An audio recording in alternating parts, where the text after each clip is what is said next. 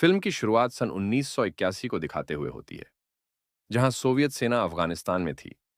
एक छोटे से गांव में मुजाहिदीन लड़ाकों की एक टुकड़ी छिपी हुई थी।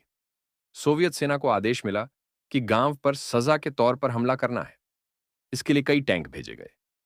इन टैंकों ने गांव को पूरी तरह तबाह कर दिया। सैनिकों की जगह इन टैंकों में कुछ सैडिस्ट और पागल लोग थे, जो क्रूरता से भरे हुए थे। उन्होंने गांव वालों पर हमला शुरू किया। किसी को नहीं बख्शा। सबको अंधाधुंध गोली मार दी। कुओं में जहर डाल दिया। पानी पीने लायक नहीं छोड़ा। यहां तक कि कुछ लोगों को आग फेंकने वाले हथियारों से जला डाला। अगर वहां बच्चे होते तो शायद यह लोग उनके सिर काटकर बिना नमक मिर्च के खा जाते। कुछ नहीं किया जा सकता था। 80 के दशक में सोवियत सैनिकों की छवि ऐसी ही बनाई गई थी।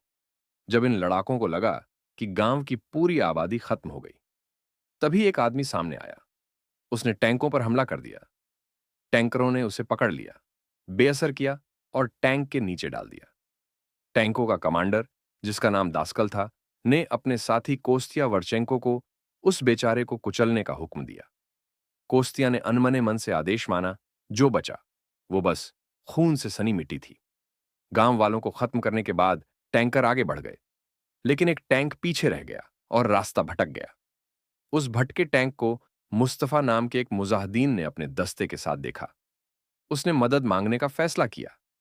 वह अपने चचेरे भाई ताज के पास गया, जिससे उसका पुराना झगड़ा था। उस वक्त ताज उसी गांव में था जो टैंकों ने तबाह किया था। वह अपने मरे हुए पिता और बाकी लोगों के लिए शोक मना रहा था। मुस्तफा ने ताज को टैंकों से लड़ने और उन्हें पकड़ने का प्रस्ताव दिया, लेकिन ताज को अपने भाई पर भरोसा नहीं था। ताज को लगता था कि मुस्तफा मरे हुए रूसियों के सोने के दांत तक चुरा लेता है। फिर भी मुस्तफा ने अपनी सारी बातचीत की कला दिखाई और ताज को मना लिया। ताज को भी समझ आया कि उसके पास कोई और रास्ता नहीं है। जब टैंक आगे बढ़ा तो अफगानी लड़ाकों के पास हल्के हथियार और थोड़ा गोला बारूद बचा था। रास्ते में उन्हें एक छोटा तालाब दिखा।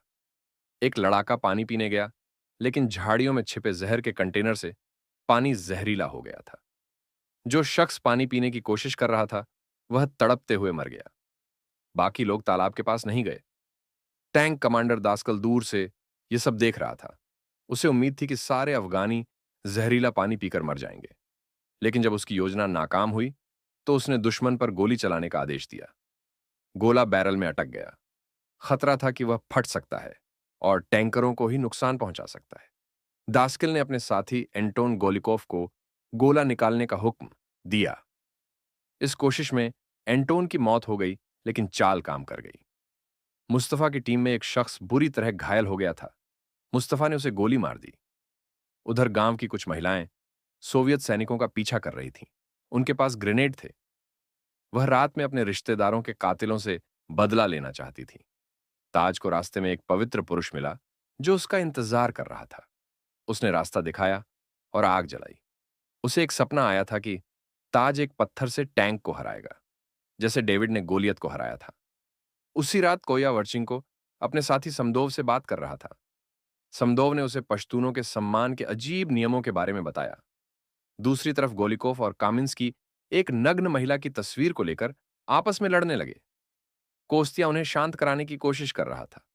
वह लगातार कुछ लिखता रहता था। समदोव उसे रास्ता बताता था। कोस्तिया ने टैंक के आसपास दुश्मन को ढूंढने वाले उपकरण लगाए। एक वक्त पर उपकरणों ने दिखाया कि वह चारों तरफ से घिर गए हैं। टैंकरों ने टैंक का बुर्ज घुमाया और फ्लेम थ्रोअर समेत सारी बंदूकों से गोलीबारी शुरू कर दी। फिर दास्कल ने समदोव को लाशें चेक करने भेजा। जब समदोव बाहर निकला तो दास्कल ने उसे मारने का आदेश दिया, लेकिन कोस्तिया ने मना कर दिया। उसने कहा, हमें उसे नहीं मारना चाहिए। वह गद्दार नहीं है। दास्कल को उसका यह रवैया पसंद नहीं आया। सुबह ताज की टुकड़ी ने टैंक के पास जानवरों की लाशें देखीं। सोवियत सैनिकों ने रात में उन्हें गोली मारकर जला दिया था, यह सोचकर कि यह दुश्मन है। जब टैंकर रुके तो समदोव ने प्रार्थना करने की कोशिश की, लेकिन दास्कल ने उसे रोक दिया। उसने समदोव को नदी में जाने का आदेश दिया और फिर उसे गोली मार दी। इसके बाद गोलिकोव और कामिंस्की को हुक्म दिया कि समदोव के सिर के नीचे पत्थर बांधकर ग्रेनेड से उड़ा दें। इधर अकबर नाम का एक शख्स उन लोगों को ढूंढ रहा था जो टैंकरों का पीछा कर रहे थे। वह भी लड़ना चाहते थे। लेकिन अकबर ने उन्हें घर लौटने को कहा, पर उन्होंने उसकी बात नहीं मानी।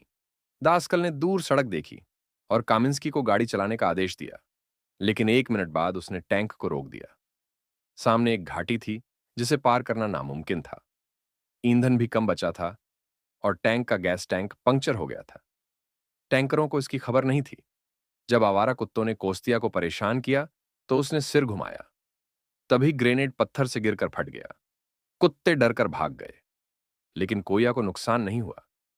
गांव की महिलाएं टैंकरों के पीछे लगी थीं। उन्होंने कोस्तियां पर पत्थर फेंके, लेकिन ताज अपनी टुकड़ी के साथ पहाड़ों में रुक गया।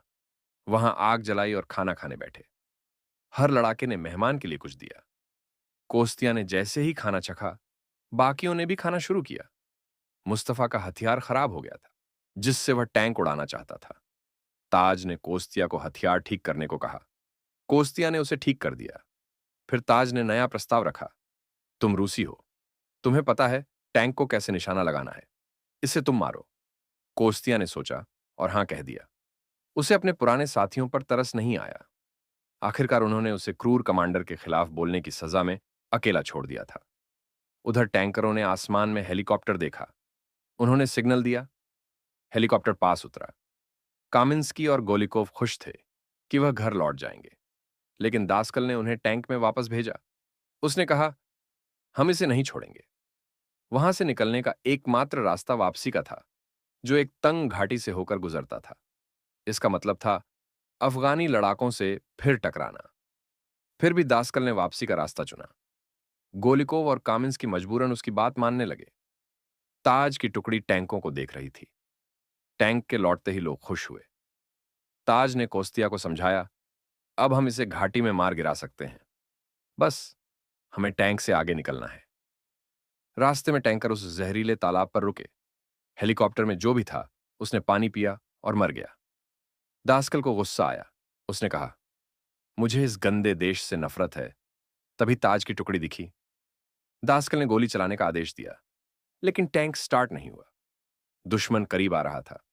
अफगानियों को पकड़ने के लिए ताज और कोस्तिया ने योजना बनाई। कोस्तिया को समझ आया कि टैंक के पीछे सीधे जाना खतरनाक है। उसने कहा, हमें ऊपर से जाना होगा। टैंक की बंदूकें इतना ऊंचा निशाना नहीं लगा सकती। वहां हम सुरक्षित रहेंगे।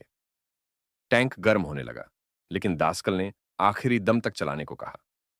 कोस्तिया और ताज ने टैंक को पीछे छोड़ दिया और गोलीबारी की पोजीशन ले ली। कोस्तिया के पास गोला नहीं था। ताज के पास था, लेकिन वह निशाना नहीं लगा सका। टैंक आगे निकल गया। दोनों इसके पीछे दौड़े। टैंकरों ने गोली चलाई। गोला टैंक की बंदूक से टकराया, लेकिन नुकसान नहीं हुआ। टैंकर खुश हुए और तेजी से आगे बढ़े। आगे एक नया जाल इंतजार कर रहा था। गांव की एक महिला ने ऊपर से विस्फोट किया। टैंक पर बड़े बड़े पत्थर गिरे। टैंक क्षतिग्रस्त हो गया, लेकिन मशीन गन अभी भी चल रही थी। कोस्तिया ने टैंक को जलाने का फैसला किया। उसने नीचे जलता कपड़ा फेंका।